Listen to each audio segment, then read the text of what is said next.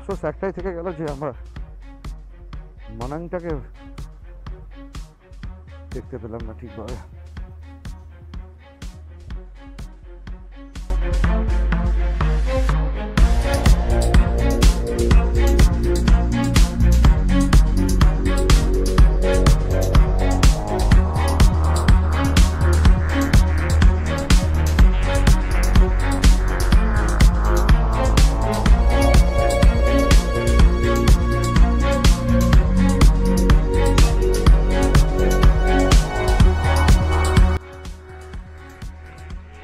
Good morning বন্ধুরা, good morning from Nepal.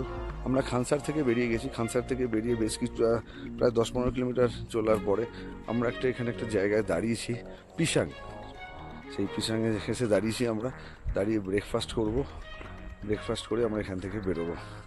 কারণ সত্যি কথা বলতে কি, ঠিক ক্যামেরা ধরে ব্লগ করতে ইচ্ছা করছিল না। আজকে আমাদের এখান থেকে যা প্ল্যান আছে সেই প্ল্যান আমি এখন আর কিছু বলছি না, কারণ অলরেডি কালকে ব্লগটা যখন আমি এন্ড করি ডে 5-এর, তখন তোমাদেরকে বলেছিলাম যে একটা প্রবলেম হয়েছে মৈনাককে নিয়ে। তো এখন বেসিক্যালি আমরা জাস্ট ব্রেকফাস্ট করব। ব্রেকফাস্ট করার পরে এখান থেকে বেরোবো। এখানে আমাদের সাথে প্রিয়ামদা জয়েন করেছে, আর তার সাথে অনুজিৎ বলে একজন আছেন, উনিও জয়েন করেছে। এখানে পুরনো রাইডার, আর এদের সবার পুরনো চেনাশোনা। তো কি বলবো, খুবই একটা ভালো রাইড আমাদের হচ্ছিল। এই মুহূর্তে দাঁড়িয়ে আমাদের রাইডটা একটা থমকে গেছে। আর সাদ্দামের গাড়ি, মানে ওটা আমার শেরু, আর মৈনাকের গাড়ি, ওই দুটো গাড়িকে ওরা গতকালকেই পাঠিয়ে দিয়েছে মৈনাকের সাথে, যে গাড়ি দুটো ওখানে চলে গেছে। এই আপডেট, কী বলবো, আর কিছু বলার নেই আমার। দেখা যায় কী হয়। আপাতত শুনেছি মৈনাক ভালোই আছে, ওর প্রেশার অনেক হাই, আর ওর সেরকমভাবে পাহাড়ের কোনো এক্সপিরিয়েন্স ছিল না, যেটা আমাদের কারোরই জানা ছিল না। আর প্রেশার হাই সেটাও আমাদের জানা ছিল না, কোনো কারোকেই বলেনি। আর কপালবশত ইলেকট্রিক ছিল না, তার জন্য আমার অ্যাকশন ক্যামেরার চার্জও সেরকম হয়নি। গাড়িতে চার্জ দেবো, যেরকমভাবে চার্জ হয় সেইভাবে।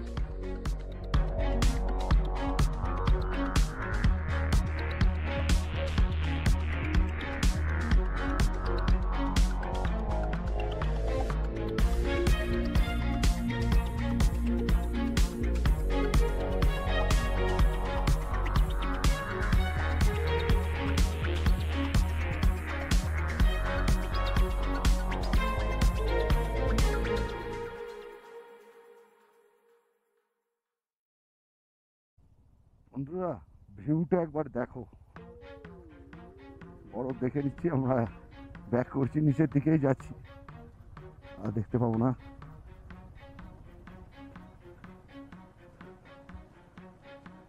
দারুণ অফরোড করলাম, দারুণ আলটিমেট অফরোড যাকে বলে।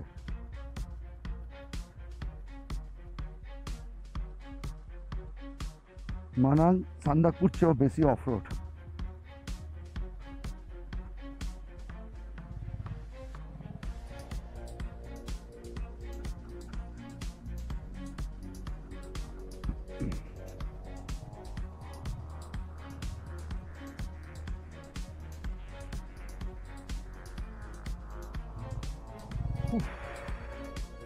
কি লেভেলের ভিউ! ওদেরকে ভিউ দেখাবো না নিজে এরম রাস্তায় বাইক চালাবো? কেননা নজরেহাটি দুর্ঘটনা ঘাটি। অসাধারণ লাগে, টপ থেকে নিচের দিক অব্দি অসাধারণ লাগছে।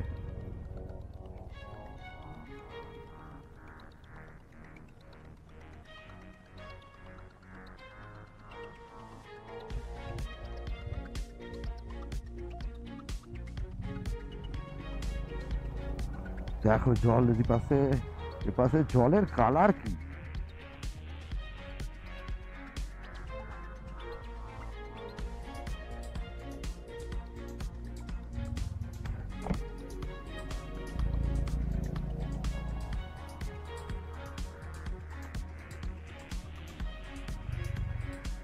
সেই দিল্লি জায়গাগুলো আসছে এবারে।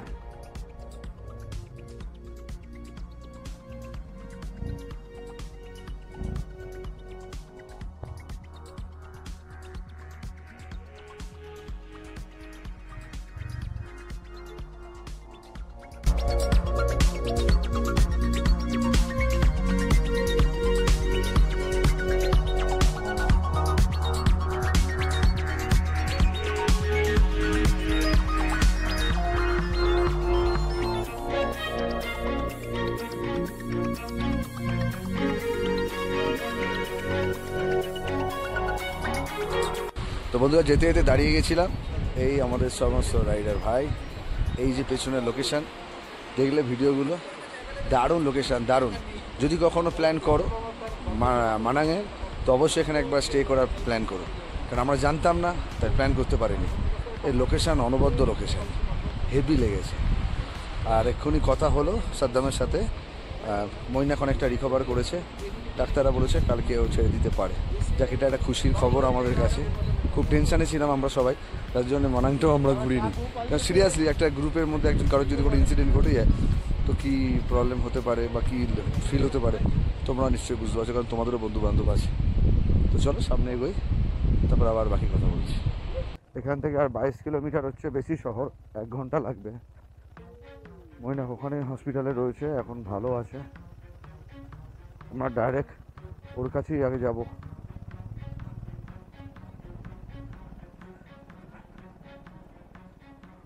মইনাকের বাড়ির লোকের সাথে কন্টিনিউ কথা চলছে। মইনাকের যে রাইডিং গ্রুপ আছে, তার যে রাইডিং গ্রুপের মেম্বার আছে, তাদের সাথে কন্টিনিউ কথা চলছে, তারা কল ব্যাক করছেও।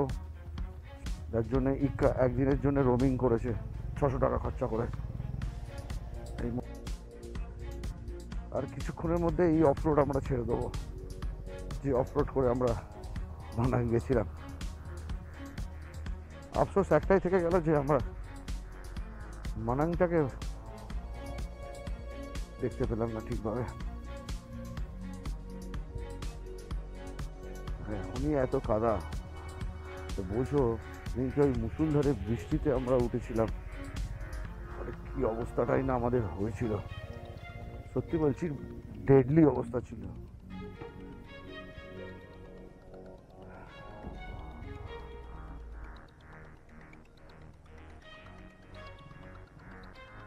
ওয়াটার ক্রসিং দেখো, এখানে এসে ছবি তুলেছিলাম রাতের বেলায়, ব্যাপক ছবিটা উঠেছিল, নামাজ তুলে দিয়েছিল।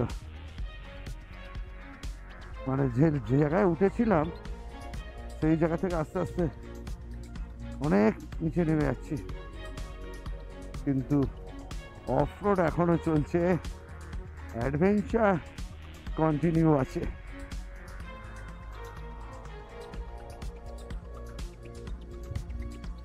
আস্তে আস্তে আমাদের অফরোড শেষ হচ্ছে।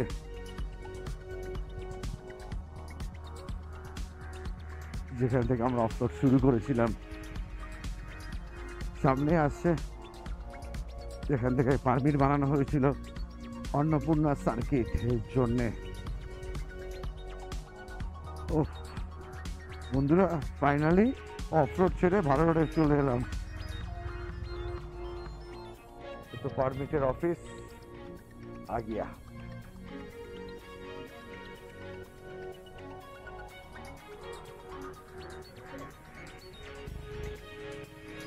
দেখাতে লাগবে না?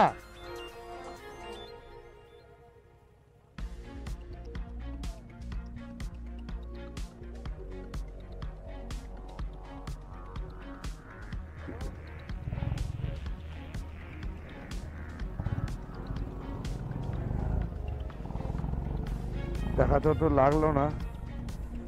এই যে বলছিলাম প্রিয়ম অনুজি, আমার সাথে এদের এখানেই আলাপ, ওদের সাথে আগেই ছিল। ওরাও দুটো হিমালয় নিয়ে এসছে।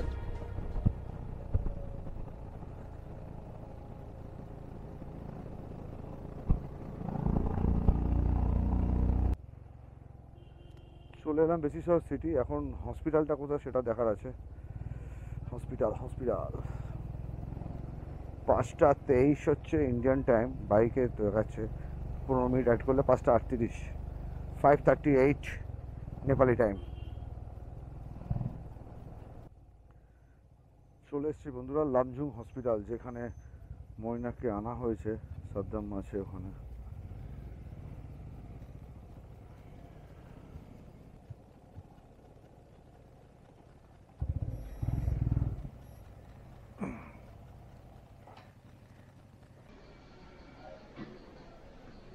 পেশেন্টের নাম দিয়ে রেখে দিয়েছে। হ্যাঁ, পেশেন্ট নেই।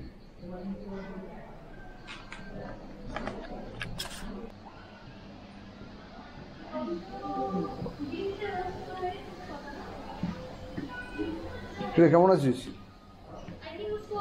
রাইড ফাইড কি করবি না নাকি? হ্যাঁ তোর ইয়ে তো তোর সঙ্গে কথা বলবে কি বলে ইয়ে শরীর কেমন আছে? শরীর বলতে একদম শরীর দুর্বল আছে, পা ফেলতে পারছি না, একদম পুরো পা ফেলতে গেলেই পা টলছে। নিজে যে উঠে দু পা হেঁটে বাথরুমে যাবো সেটার জন্য লোক লাগছে। মেনলি উনি যেটা বলতে চাইছেন সিস্টার ম্যাডাম যে এখান থেকে সাময়িক চিকিৎসাটা করে দেবে, কিন্তু হচ্ছে কি মৈনাককে ভালো কোনো জায়গায় চিকিৎসা করাতে হবে। এবার সেটা আপনি পোখরাতেও করাতে পারেন বা ইন্ডিয়াতে নিজেও করাতে পারেন।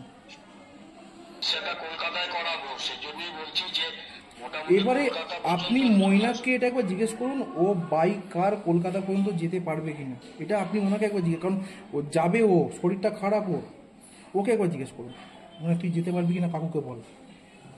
বাইক কার হয়তো যেতে পারবো, এবার সেখান থেকে তো আমার বাইকটাকেও নিয়ে যেতে হবে। ওটা নিয়ে তো চিন্তা করতে হবে না, বাইকটা আগে না তুই আগে ভাই। না আমি আগে নিশ্চয়। তাহলে এবার কারে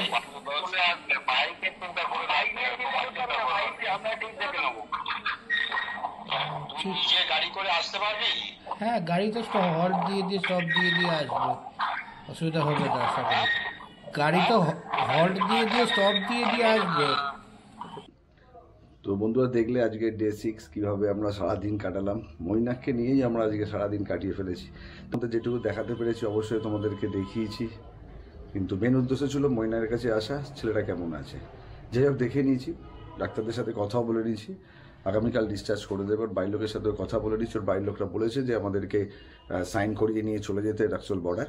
ওরা ওখান থেকে আসছে, ওরা রাক্সোল থেকে ওকে পিক আপ করে নেবে, ওর বাইক আর ওকে। তারপর ওরা বাই রোড চলে যাবে, আমরা আমাদের মতো আবার বেরোবো। তো এই ছিল আজকের দিনে ডে 6। প্রচণ্ড টায়ার্ড। আমি জানি না তোমাদের ভিডিওটা কত কী ভালো লেগেছে, যেটা রিয়েল আছে সেটাই তুলে দিয়েছি। ঠিক আছে, চলো ডে 6 করছি এখানে এন্ড মানাং রাইডের, কিন্তু মানাংটাই আমরা ঘুরতে পারলাম না। তো চলো ডে 6 করছি এখানে এন্ড। ডে 7 নিয়ে আসছি আগামীকাল। দেখুন তোমরা ভালো দেখো, আমারও থাকি। Tata, bye bye, good night.